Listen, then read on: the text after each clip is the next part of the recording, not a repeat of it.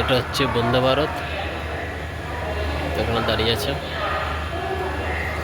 এটা মনে হয় হাওড়া পুরী বন্দে ভারত, সকালবেলা মনে হয় ছাড়বে। বন্দে ভারত হাওড়া স্টেশন দাঁড়িয়ে আছে। আর এই পাশে হচ্ছে হাওড়া পুরুলিয়া, এটা হাওড়া পুরুলিয়া, এখনই ছাড়বে এটা। দিনকে দিন যা পরিস্থিতি, ট্রেনে যাতায়াত করা যাবে না। 10:10 ট্রেন দেখাচ্ছে 12:30টার সময় আসবে, মানে 12:30টার সময় ছাড়বে। তোমরা বুঝতে পেরেছো?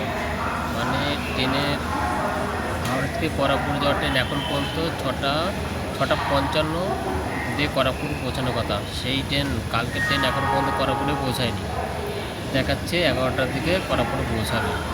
আর এটা হাওড়া থেকে করাপুর আজ ছাড়বে, সেটা বলছে 10:10 হাওড়া থেকে ছেড়ে যায়, আর সেটা এখন দেখাচ্ছে 12:30টার সময় আসবে, 12:30টার সময় ছাড়বে। লোকের টাইমিং ভ্যালু আছে, সবই ঠিক আছে, কিন্তু এতটা মানে কিছু বলার নেই। আর এইভাবে হলে পাবলিক তো এমনিতেও রেগে যাবে না, পাবলিক রেগে গেলে তো অসুবিধা আছে।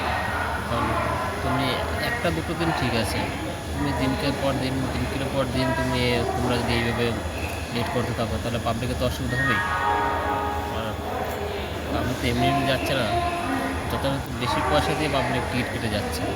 তারা যদি 6 ঘন্টা 7 ঘন্টা, এমন এমন জায়গা আছে সেখান থেকে যদি সকালে পৌঁছায়, 7টা 7:30 থেকে পৌঁছালে তবু অটো বাস কিছু পাওয়া যাবে।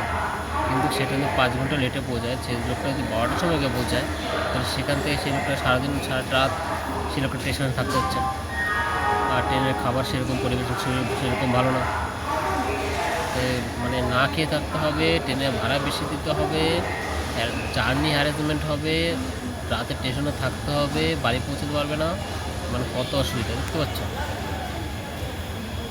কি বলবো, বলছে আমরা ইকোনমিক দিক থেকে বেরিয়ে গেছি অনেক, কিন্তু যাতায়াত ব্যবস্থা হচ্ছে সব থেকে, একটা দেশের যাতায়াত ব্যবস্থা যত উন্নত করবে সে দেশে তত সে দেশ অগ্রগতি করবে। কারণ যাতায়াত ব্যবস্থা যদি এরকম হয়, তাহলে কী করে হবে? তুমি তো মালগাড়ি ছেড়ে যাবে, প্যাসেঞ্জারকে দিতে হবে, মালকে কী করবে যদি প্যাসেঞ্জারে না পৌঁছতে পারে? কাজ যারা করবে তারা যদি না পৌঁছতে পারে, তা তুমি মাল সামান এগুলো তুমি আগে পৌঁছে দিয়ে কী করবে?